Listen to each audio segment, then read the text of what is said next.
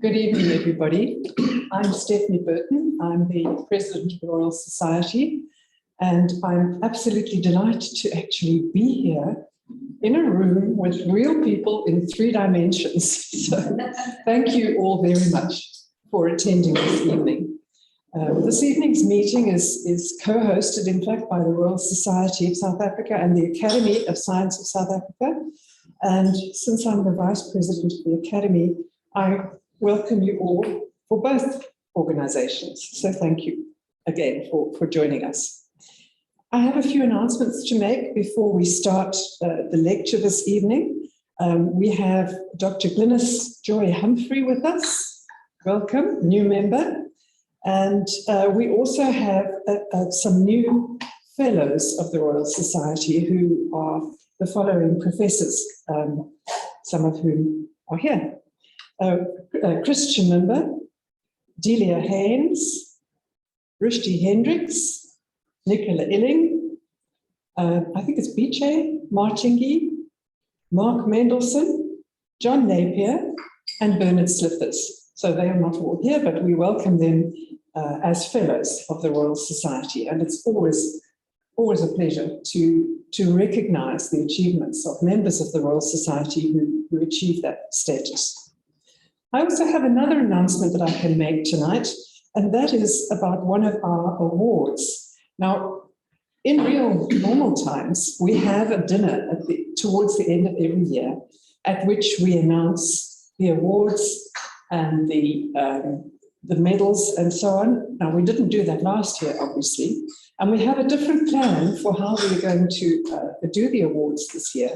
But we have, of course, made the decisions about those awards, and I will tell you about that in a second. But just so you know, we won't be doing an induction dinner and an annual meeting at the end of this year, but in the first 3 months of next year, we plan to have regional dinners.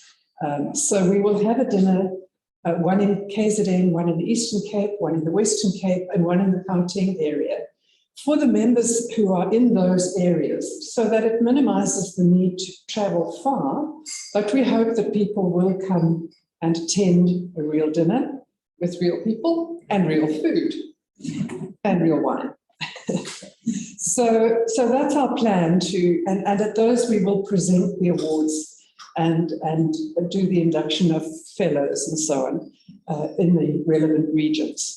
But for tonight, I really am delighted to be able to announce the award of the Marlow Prize. This is a medal that the Society awards to celebrate the pioneering contribution of Herman Marlow and his son. He was a chemist and a botanist, and he made a great contribution. They were both fellows of the Royal Society, and their contributions were in the field of biodiversity. But they also made a very generous bequest to the Society, without which we probably would be struggling much more. So he studied, Professor Marlow studied in Germany, took up a pharmacy position in South Africa, and then took up an interest in botany. And he produced the seminal Flora of South Africa, the first mammoth work on the flora of the common names of plants and so on.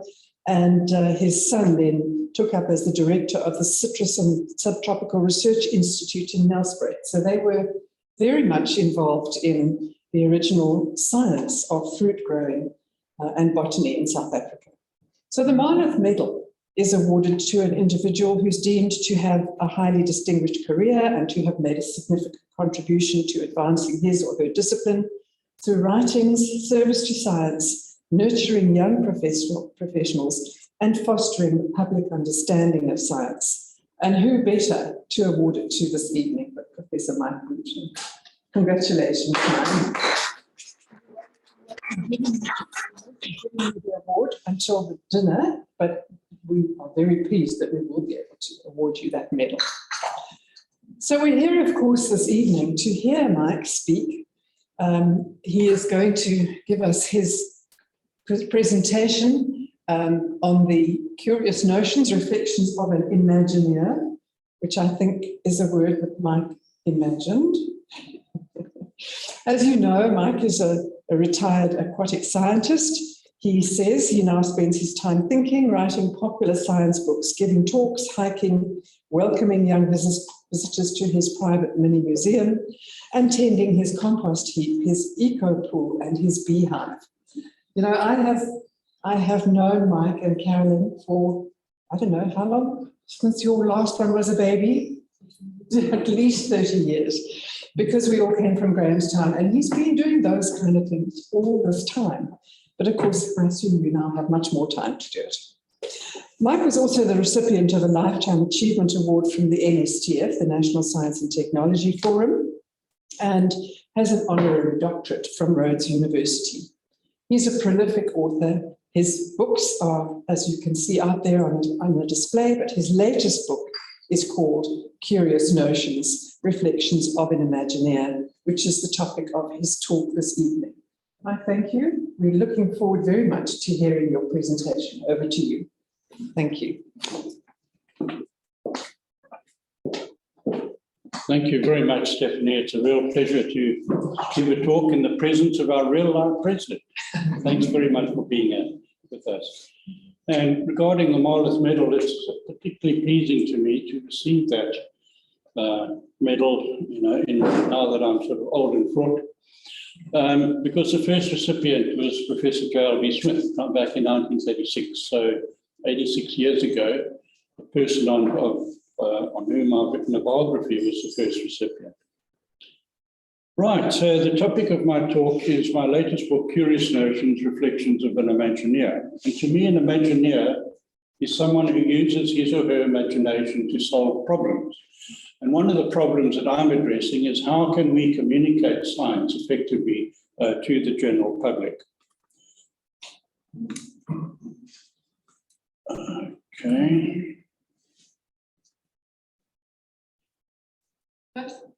It's not changing.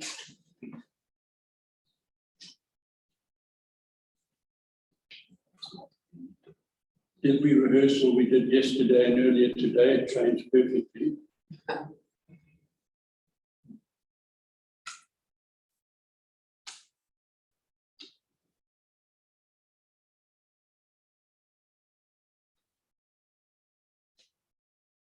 Oh, thank you, magic.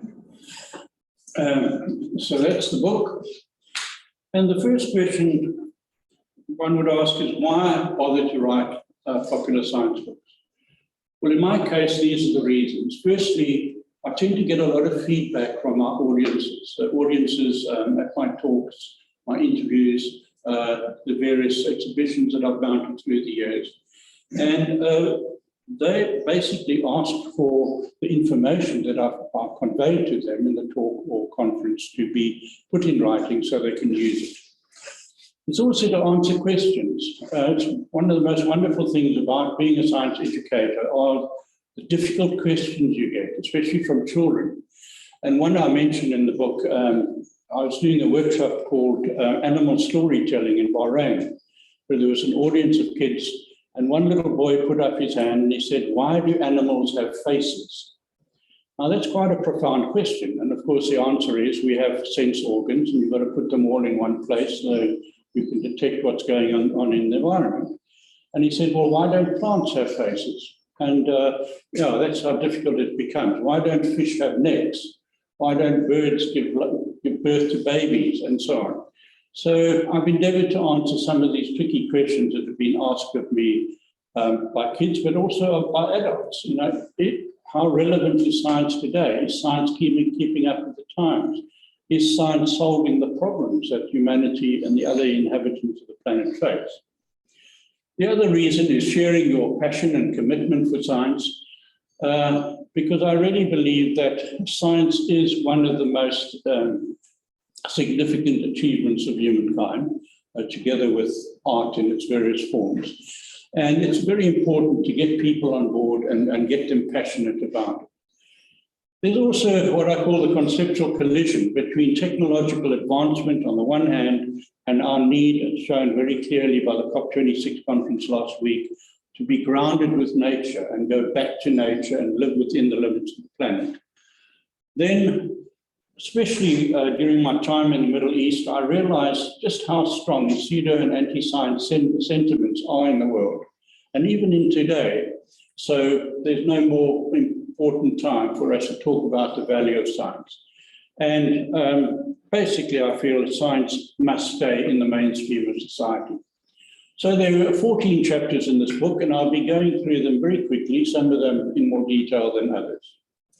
The first chapter is one where I look at the characters, the colorful characters in the history of science and funny episodes in the history of science. And here are just some of them. Starting top left is Democritus, so-called laughing philosopher. He was so way ahead of his time that nobody really believed what he talked about.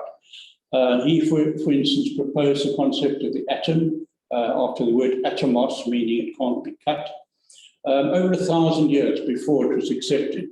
And it's not surprising that he died laughing. The next one along is one of my heroes in the history of science, a little-known figure called Al-Jahiz.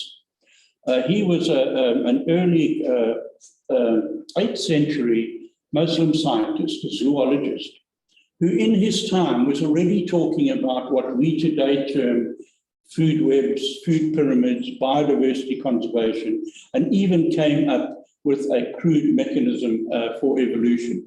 He recognized what fossils were, and he recognized sea level change. Tragically, he lived to the ripe old age of 92, but tragically died when a shelf of books fell on his head. The next one is Ibn al-Haytham, another great Islamic scientist I've come across during my work in the Middle East. He was an engineer who went to Egypt to solve the problem of the flooding of the Nile. And unfortunately, he wasn't able to do that with the materials available at the time, so he was put under house arrest because he realized that he would be killed by the Pharaoh if he didn't solve this problem. So he feigned madness because he knew that they couldn't kill mad people. So he went into house arrest, and that's where he did his major work on the theory of light, invented the camera obscura, first developed a hypothetical deductive method in science, but he did it under very peculiar circumstances. Next along is Tycho Brahe, who is a Danish astronomer, who was the first to observe a supernova, an exploding star. The King of Denmark rewarded him by sponsoring not one, but 2 astronomical observatories. But Brahe was a bit of a competitive sort, and in those days you resolved conflicts in duels, either duels with swords or pistols. And he fought in a sword duel, and he had his nose cut off. But nothing daunted, he went down to the observatory's workshop and fashioned himself a new nose out of metal. In fact, he made several different noses out of different metals, and he wore them depending on the sort of dignity of different events. Then along the bottom row is Francis Bacon. He was a very erudite man, one of the founders of the original Royal Society of London, but he was also quite a difficult fellow. Unfortunately, he came to a sticky end. One day he was traveling in a horse-drawn cart with the king's physician, and he decided to carry out an experiment to determine whether ice would preserve the flesh of chicken. So they stopped, bought a chicken, encased it in ice, and they found that it was perfectly preserved. Unfortunately, that didn't apply to Bacon, who contracted pneumonia and died a few days later. Isaac Newton, a British scientist who's had a whole era named after him, was a cranky youth and a very competitive old man. Late in life, he became the head of the Royal Mint, and he had the habit of lurking in dingy pubs in London to catch people who were cutting the bits off coins and then melting them to make new coins. And he solved that problem by creating the first perfectly round coins with milled edges. Then Alexander Volta, he invented the first battery, the voltaic pile, which he demonstrated to Emperor Napoleon. And although Volta, of course, didn't invent electricity, which is a natural phenomenon, his invention resulted in various very bizarre public science experiments that were carried out where circles of people would have electricity pumped through them and they'd all sort of jump up in unison like a corps de ballet. And Napoleon, the controversial military general, he was a man of science. He was president of the French Academy of Sciences, and during his tenure, he organized a major expedition to Egypt, during which many important discoveries were made, including the Rosetta Stone, which facilitated the interpretation of hieroglyphics. Moving along, once again, top left, Sir Humphrey Davy discovered potassium and sodium, invented the Davy safety lamp, and was the first person to show that a wire heats up when you send electricity through it. But probably his greatest contribution to science was hiring an uneducated young bookbinder called Michael Faraday, who went on, middle at the top, who went on to become one of the greatest experimenters of all time. But even he had his faults. When he first described his crude electric motor, he failed to mention the contribution of his colleague, Hans Ørsted. And the fuss that caused so upset Faraday that for over a decade, he stopped doing research on his electric motor. Later, he invented the electric dynamo, and when he demonstrated it to the Chancellor of the Exchequer, the Chancellor asked him, "But what use of it is it?" And Faraday famously answered, "What use is a baby?" Now, that's a great answer, but it wasn't original. In fact, Benjamin Franklin had to use exactly that same answer when he was asked about how useful the newfangled French technique, hot air balloons were. And then moving along to the right, Richard Owen, quite a famous paleontologist. He started the Natural History Museum in London. He coined the term dinosaur, but was unfortunately not a supporter of Darwin's theory of natural history. But what is amazing is when Darwin started to send back extremely valuable and rare fossils during the voyage of the Beagle from South America and elsewhere, Owen was the first person to examine these and describe these with great enthusiasm. Charles Darwin, I write a lot about him. He was no ordinary scientist. He was never a member of any university or government laboratory. He preferred to work in his country home, Down Cottage in Kent. And there he would do his reading and writing. He had what he called thinking walk, which was a circular walk around his large garden. He used to go around that several times a day. And I've had the privilege of walking on that very walk myself. And he loved to do simple experiments around the garden with his family. For instance, they had a donkey-drawn lawnmower, and he would cut different parts of his lawn at different frequency. And then he would crawl around on his stomach with his children, counting insects in the grass of different lengths. He also tried to make a model of the mechanism within an orchid that flicks pollen onto a visiting bee. Because plastic wasn't available at that time, he cut a sliver of whalebone off his wife's corset in order to make that trigger mechanism. He also experimented on whether earthworms can hear sound by putting jars of earthworms on the piano while his wife was playing. And he showed a great interest in the methods that farmers use to improve the qualities of their domestic stock, what we now call natural selection. Of course, when he embarked on the voyage of the Beagle, he was much more a geologist than a zoologist, but the observations he made on that trip made him realize that both the Earth and the biota on the Earth are changing, and he decided that he must find a mechanism for those changes. Then at the bottom, two very odd characters, Othniel Marsh and Edward Brinker Cope, two American paleontologists, both accomplished scientists, but they had a lifelong battle against one another, using the most incredible skullduggery to undermine the other, stealing one another's results, plagiarism, and so on. And there's one report where Marsh went along and observed Cope examining a very interesting new fossil lizard, and watched him for a while and then slipped out and sent a telex of a description of this new species of extinct lizard to the American Naturalist Journal, and with the description, and then gleefully enjoyed a credit for the discovery. And of course, Albert Einstein, man of the century, last century, he said his first words when he was 3.5 years old. And those words were, "The milk is too hot." And his mother said to him, "But, you know, Albert, why haven't you spoken before?" And he said, "Well, previously everything was okay." He amazingly never learned to drive a motor car, a trait that he shared with Thomas Edison, but he loved playing his violin, rather badly apparently, and riding his bicycle. And he's famous for the statement that life is like riding a bicycle. In order to, you must retain your balance in order to live well. Then Edison, the man who invented the future, he established the first technology hub, invented many things, over 1,000 patents, and one of them was the phonograph. And when he invented the phonograph in about 1925, he had already gone deaf because he'd been boxed on his ears as a child.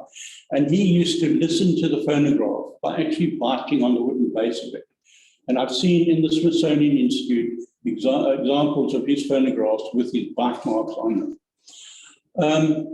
Nicholas Tesla once worked for Edison, but they fell out because Tesla didn't agree with Edison's extremely methodical approach, 99% perspiration, 1% inspiration. He felt if he'd used more inspiration, he could have relieved himself of a lot of perspiration. Tesla had over 700 patents to his name, including DC electricity, but unfortunately wasn't as good a businessman as Edison was. And Tesla died a recluse with no money and very few friends, one of whom was Mark Twain. In contrast, when Edison died, the world celebrated his life and America turned off their lights for a minute.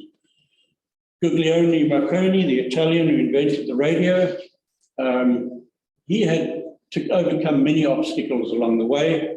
When he successfully broadcast the first radio signal from Cornwall to Newfoundland in Canada, nobody believed him. And Edison actually said, "It's fake news," probably the first example of fake news in science. And Edison was told to leave Canada, but eventually received acclaim. Ernest Rutherford, the New Zealand physicist, rather arrogant fellow who made some provocative statements, one of which I don't agree with, and that is physics is the only science, everything else is stamp collecting. But he did say that, you know, if one cannot explain a physics principle to a barmaid, then the problem is not with the barmaid, but with the physics principle. Then we have the two characters, Pauli and Bohr. Pauli was a very controversial chap who came up with some excellent theories on electrons and so on, but he was also a cause of what they call the Pauli effect, and that is whenever he went into a laboratory, he smashed the equipment and destroyed everything. Bohr, on the other hand, was very well known for his inspiring speeches at conferences. The problem is he had such a heavy accent that nobody could understand what he was saying. So when he spoke at a conference, they had simultaneous translation of Bohr English into English. And then Sir Neville Mott, he was no slouch. He won a Nobel Prize for work done in retirement, but he was notoriously absent-minded. And I recall, I mentioned one incident in his life where he found himself sitting on a train traveling from London to Bristol. And three profound thoughts came to his mind. One, I no longer live in Bristol, but I live in Cambridge. Two, I'd driven to London that morning in my car. And three, I'd been accompanied by my wife. And then finally, let me mention John Keogh, who is a young patent attorney in Australia. He decided to test the Australian patent system by registering a patent for the wheel, a transportation facilitation device. Whoops. And amazingly, his patent was granted. And this is notwithstanding the fact that the Australian Patent Office website said that all applicants must carefully check the file that your invention has already been made in order not to reinvent the wheel. So, and I've just given a few examples of the many scientists I discussed. From this, I concluded the scientists have certain characteristics. They're dreamers, they're eccentric, absent-minded, risk-takers, childlike curiosity, and creative. So if any of you employ scientists or work with them, please be sympathetic if they have some of these characteristics. Then I have a chapter on creativity in the arts and sciences. This is a topic that's always interested me, and I look at the ways in which creativity is expressed in a similar way and differently in the arts and the sciences. And I appeal to artists and scientists to work together more in their different disciplines, especially with the many challenges facing humankind at the moment. A lot of people are turned off by science, by its technical jargon and the way it's communicated. And we need to work with artists, and I'm talking about painters, sculptors, actors, writers, poets, dancers, and so on, in order to help us get the complex messages of science across to the general public, especially to those who aren't interested in hearing the voice of science. And in this chapter, I give many examples of artists from all over Africa who have used their art to convey the kind of messages that not only science but other fields have difficulty conveying. And I'd like to quote, it's a quote I mentioned at the beginning of the chapter by Bernard Berler, the principal guest conductor of the Cape Town Philharmonic. He was talking about music. No other art form comes from so deep inside the human psyche. And he talks about no other art form can create such ecstasy and so on. But the important question is that articulates emotion you aren't able to express with words. And this is the point I'm making, that art can express emotions and convey complex messages without using words. And that's something we need to work with as scientists. And here are just some of the artists I mentioned. Algerian singing star Ido, top left. He is one of many artists who use their art to reinforce the message that Africa is has a rich cultural heritage. He belonged to the Kabyles, one of the North African Berber people, who are known for their unique language and rich cultural traditions. And he was inspired by the folk songs that his mother used to sing while she was weaving or churning butter. And he arranged them for guitar, worked with poets to create the lyrics, and took Berber culture to the world. Next along is Guinea's most famous musician, Maury Kanti, who was deeply immersed throughout his life in what's the culture of griot, which is hereditary musicians, and jelly, which is traditional storytelling, and was a master of the kora, shown here, which is the West African harp. And he developed a popular and futuristic style of music called Apollo. And unlike his contemporaries who played traditional music on Western instruments, he played Western music on traditional instruments. Then next along is a father of Ethiopian jazz, Mulatu Ataki, who developed the concept of Ethio jazz or Ethiopian jazz, and continuously experiments with new hybrid musical styles, and has established a jazz village in Ethiopia. Next along is a Beninese singer-songwriter, Angelique Kidjo, who is famous for her diverse musical influences and for taking African music to the world. Her astonishing musical range includes Afro-pop, Caribbean zouk, Congolese rumba, jazz and Latin, and she sings in 5 languages. The bottom left is Bobi Wine, the legendary Ugandan musician, activist and now politician, who spent his career singing about social injustices and decided to take things further recently when he ran for and won a seat on the Ugandan parliament. And although earlier this year he lost the presidential candidature, he has been very influential internationally on the COVID-19 scene and has successfully encouraged artists of all different kinds to address the COVID issue, demystify its messages, and take them to the public. And Bobby Wine argues that in this time of crisis, humanity needs artists and cultural entrepreneurs to bring people together, to activate their collective intelligence and shared humanity, and to translate public health information into language that everyone can understand.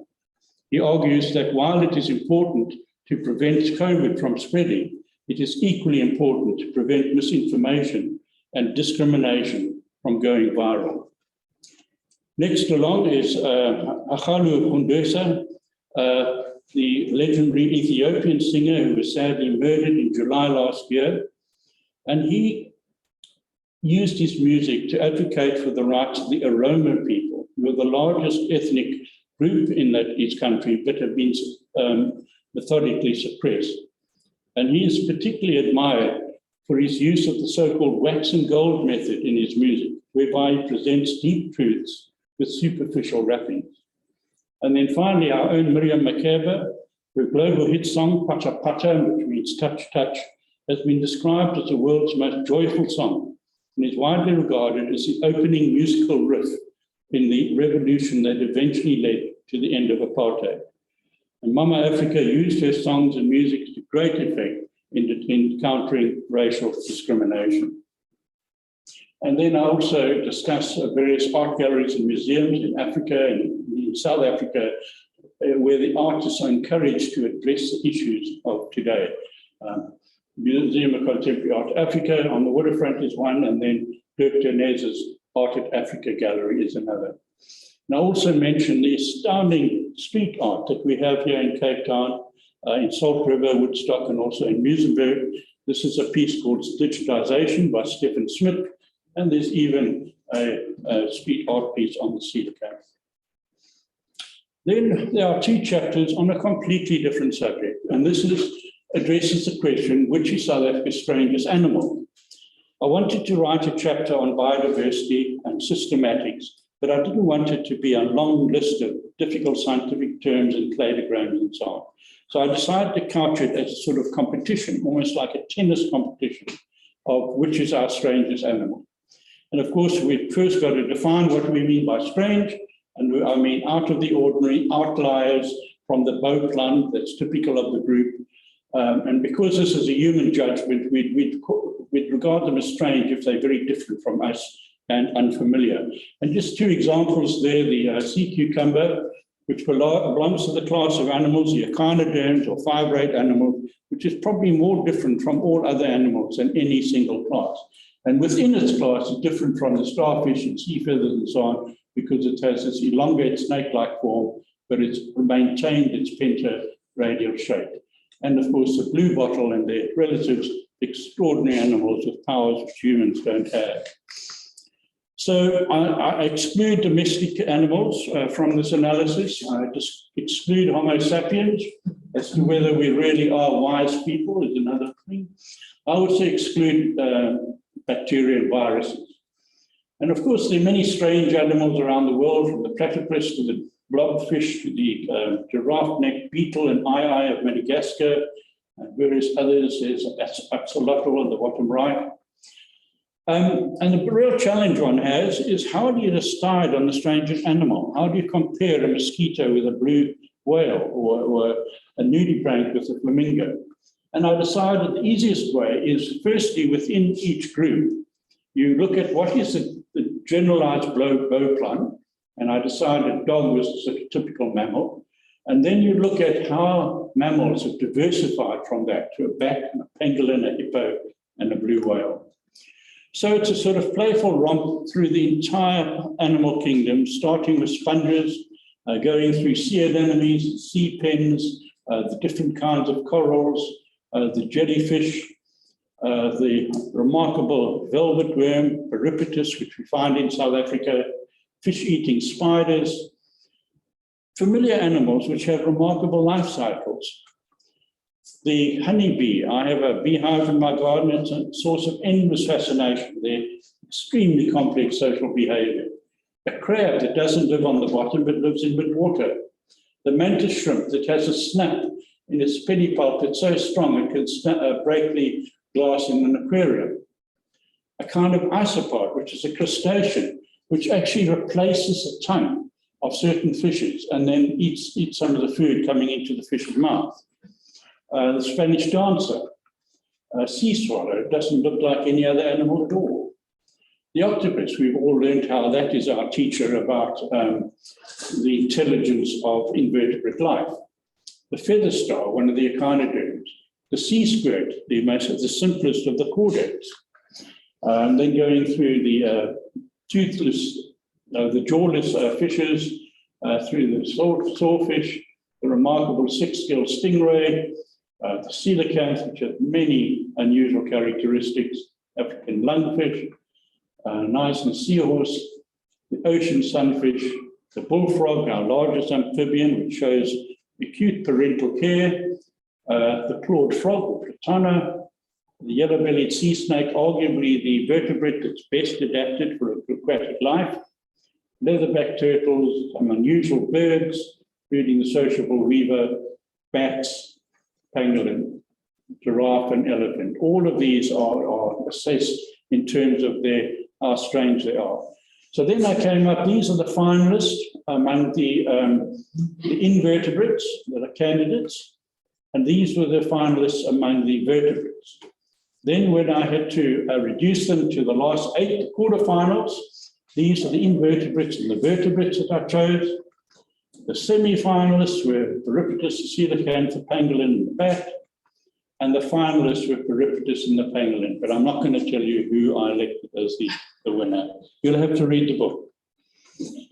Now, in doing this analysis, I realized some very interesting things, that there are many animals which we regard as simple, which have abilities and qualities that we don't have as humans. And you have just some of them: sight without eyes, nerve coordination without brain, ability to produce ultrasonic sound, to fly without aeroplanes, and so on. And we need to respect these other animals and realize that in some ways they are more advanced than us, even though we are intelligent and have technology on our sides. I also realized in doing this analysis that many of these strange animals are those that are most threatened with extinction. And that's because many of them are highly specialized, high in the food pyramid. They are dependent on other partners in symbiosis and commensalism. They live in complex communities. Many of them are rare, narrow habitat preferences, and have a high parental investment in a few young. So it has a conservation message as well. Right, then my next chapter is another totally different subject, where I talk about 2 very unusual and important clubs that formed over the years. The first one is the Lunar Society of Birmingham, and they like to call themselves lunatics. And they used the name Lunar Society because they used to meet at moonlight in the evening to discuss the things of the day. And it started in about 1776 and petered out in about 1816. But what's important about it is this Lunar Society basically fermented the first industrial revolution. All the great evolutions, all the great inventors and innovators for the first industrial revolution were members of the society. And there are just some of them: Joseph Banks, the botanist, Erasmus Darwin, Charles Darwin's one grandfather, and his other one, Josiah Wedgwood, was also a member. Bolton and Watt, who developed the steam engines that basically powered the first industrial revolution. Benjamin Franklin, the American politician, diplomat, and the inventor. Priestley, the chemist, and so on. So a real who's who of science. And there's a scene inside of one of the factories with the Bolton and Watt steam engine. In total contrast, it's the Owl Club. It started in 1894 and has been meeting on a monthly basis ever since then. It consists of men and women who are accomplished in the fields of literature, art, music, science, and drama. And its role is to share information and share inspiration from the different professions that those people have followed. We call the Owl Club for a similar reason to the Lunar Club, and that is we meet at night. And we even use birdie names for some of our office bearers, such as the secretary bird, the fiscal shrike is the treasurer, the chorister robin organises the music. I'm the familiar chat, I organise the talks. The sociable weaver organises the website. And we use those other birdie terms during our proceedings. Some of our members, past and present, Sir David Gill, who was Astronomer Royal at this very astronomical observatory. He was the founding president of the Owl Club. And Shonland, Corey, Rosenthal, and you could see some more familiar recent names, including Sheila Kammerer, the retired politician and parliamentarian.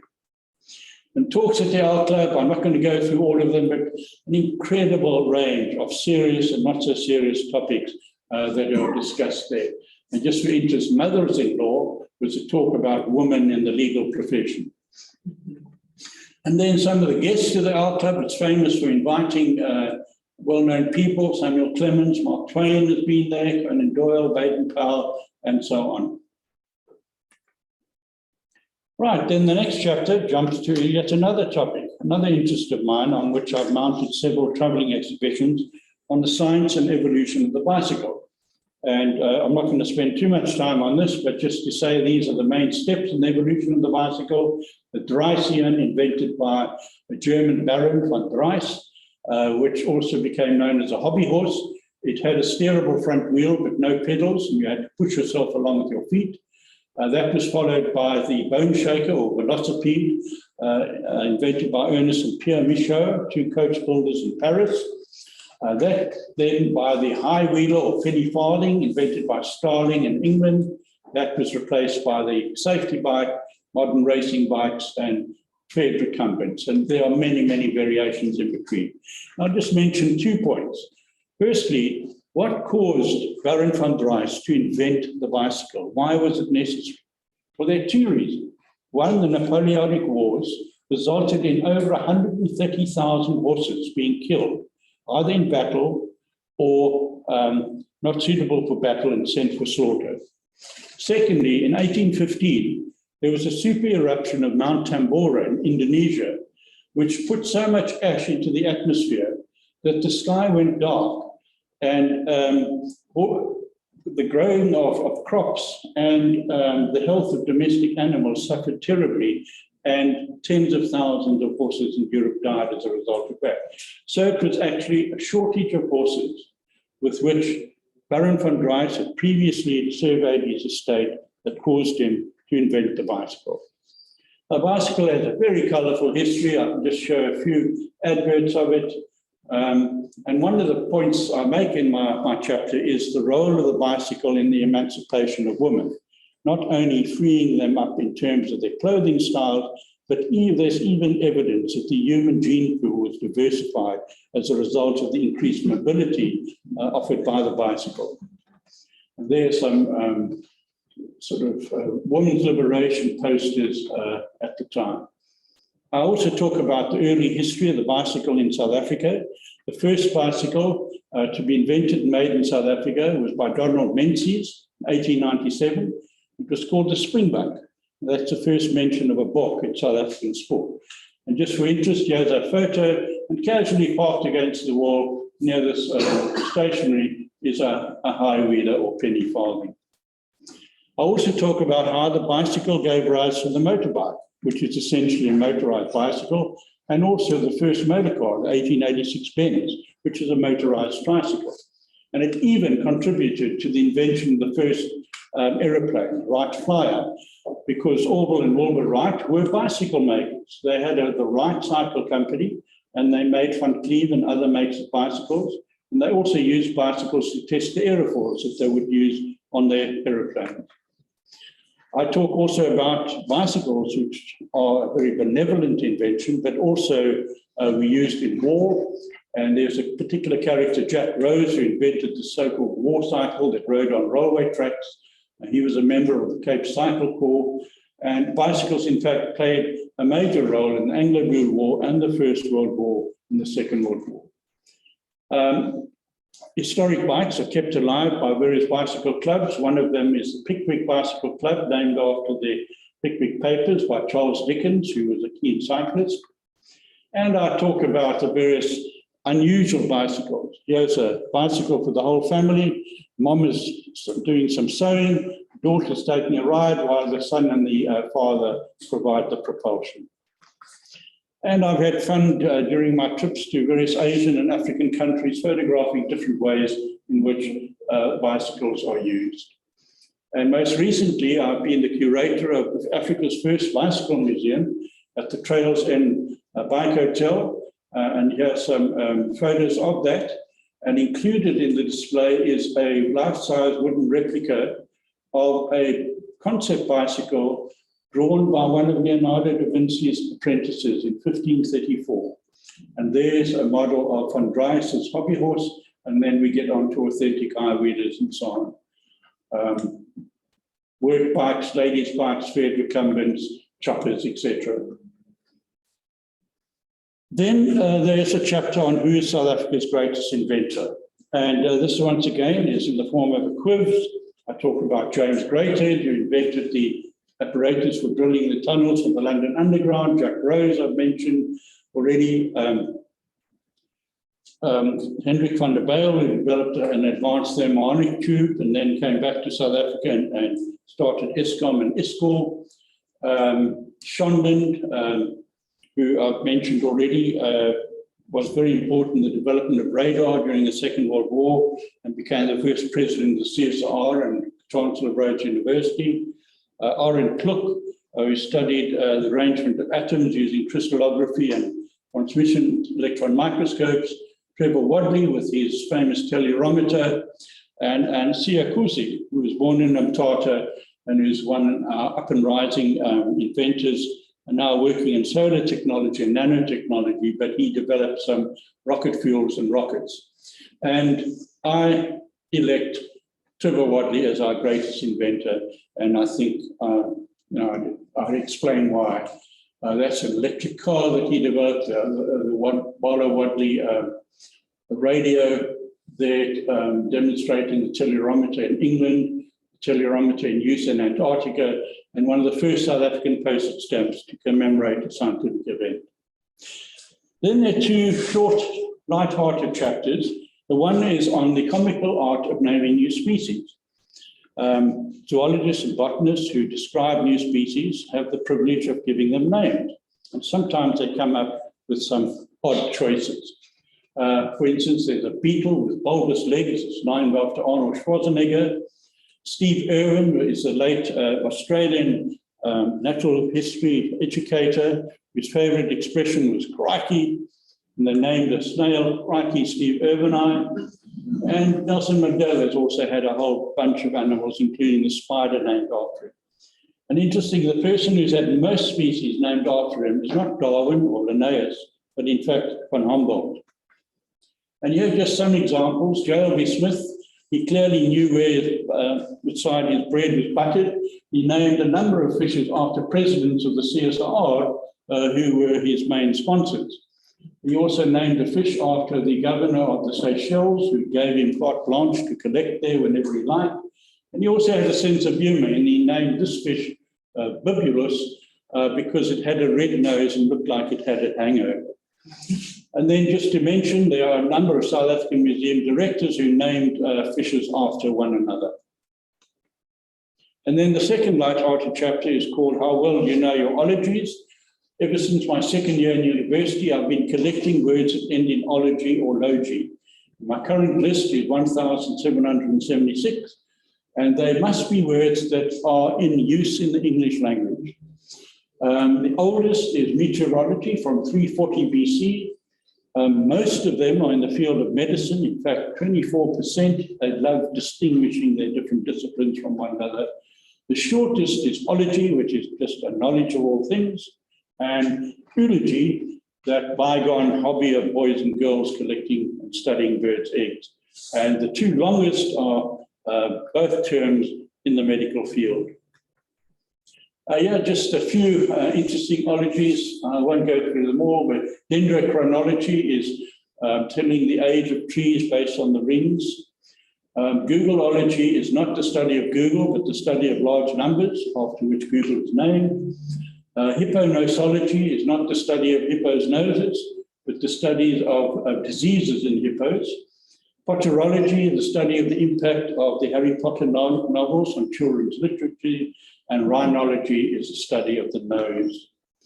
And my favorite ologies, perhaps the most favorite, is ferroequinology, iron horses, which is the study of steam locomotives.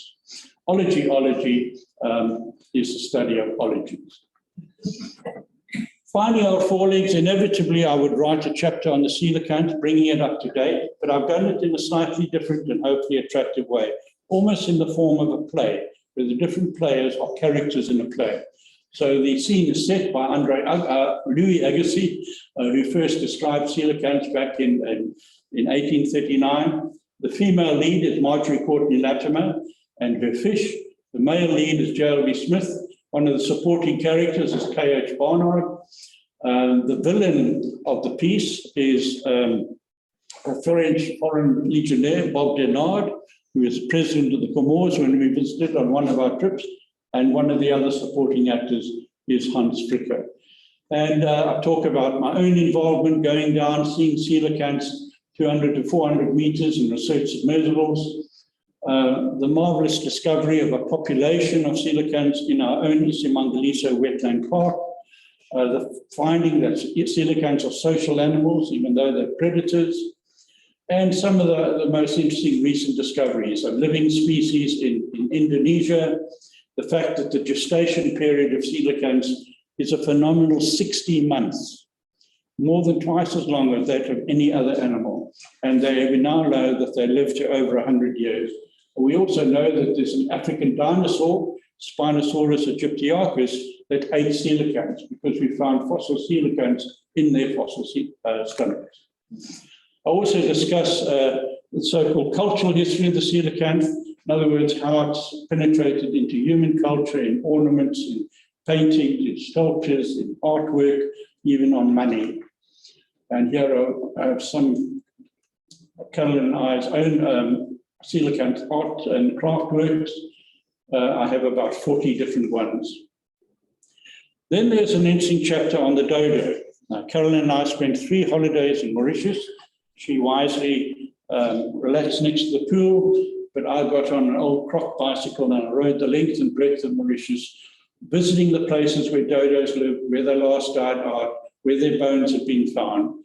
And that's all about this and how we can learn lessons from the extinction of the dodo. I also talk about the metabolic costs of flight, why a flying animal was lose the property of flight, the advantages of flightlessness and other flightless birds. Then the last serious chapter long chapter in the book is about Africa's Nobel laureates. And I wrote this because I could not find anywhere a publication which pulled together all of Africa's Nobel laureates. There's several books on South African Nobel Prize winners, but none on African Nobel Prize winners. And in particular, we've excelled with the Peace Prize. And there you can see the many Peace Prize winners, Tulian Lissadak, the Arch, Madiba, F.W. Kofi Annan. Wangari Maathai is a very important one. The Nobel Committee does not have an environmental prize, so environmentalists get the Peace Prize. And she was the first woman in East Africa to receive a PhD, the first woman to receive a Nobel Peace Prize. And one of her many campaigns was to encourage women in East Africa to plant trees and to assert their rights in terms of using natural resources. This gentleman was head of the Atomic Nuclear Energy Agency and campaigned for the peaceful use of nuclear energy. Ellen Sirleaf was the president of Liberia, who received the award for her peaceful efforts to resolve conflicts. This gentleman was a medical doctor from the DRC who campaigned against the use of sexual abuse as a tool in warfare. And then Abiy from Ethiopia received his award, and I think the Nobel Prize Committee are regretting having done that, but he received the award for resolving the crisis with Eritrea, which is now flared up again. There are our Nobel laureates in literature, and you recognize several South Africans there. The first one was Albert Camus, the French philosopher born in Africa, then Nadine Gordimer, then Claude Simon, born in Madagascar, Nigerian poet Wole Soyinka, after whom the most prestigious prize in literature is named, Magub Mahfouz, the Egyptian author, and then our own J.M. Coetzee. Then in physiology or medicine, 4 winners, Max Tyler, Alan Cormack for his co-invention of the CAT scanner, Aaron Plough, I've mentioned before, and Sidney Brenner. And then in chemistry, Dorothy Hodgkin, the Cairo-born English scientist, Egyptian Ahmed Zewail, who developed the field of femtochemistry, and then Michael Levitt. And 2 in physics, the Algerian-born French scientist Claude Cohen Tanouji, and the Moroccan-born French scientist Serge Maroc. So in total, 5 women and 23 men, and members of 2 committees have won the Nobel Prize who were born in Africa, a total of 28. And I don't think that's an adequate representation of the contribution that African-born people have made to world scholarship. Since my book was published, another African laureate has been announced. Abdul Razak Gurna won the Literature Prize, and he was born in Zanzibar.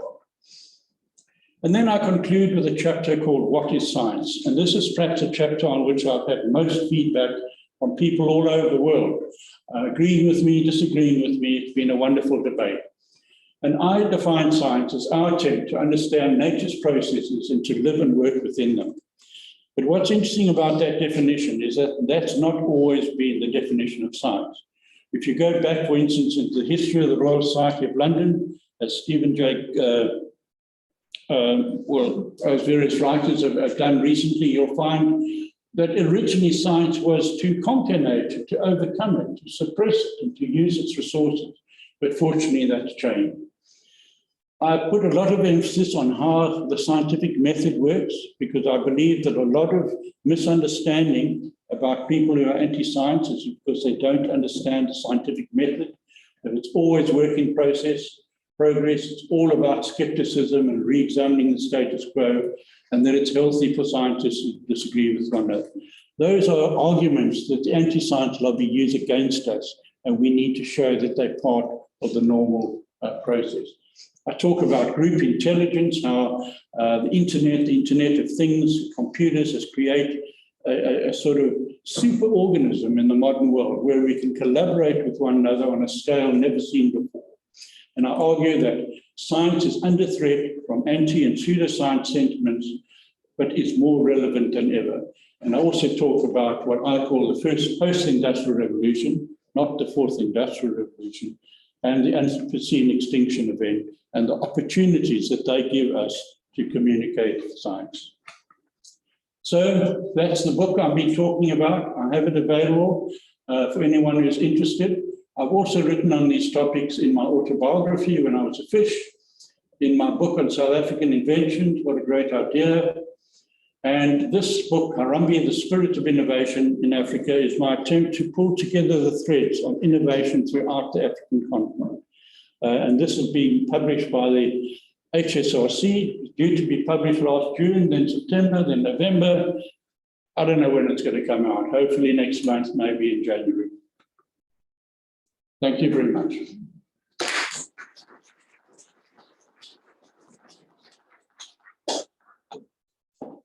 Wow, Mike. You know, I sat through your talk thinking, Mike's life is much more interesting than mine.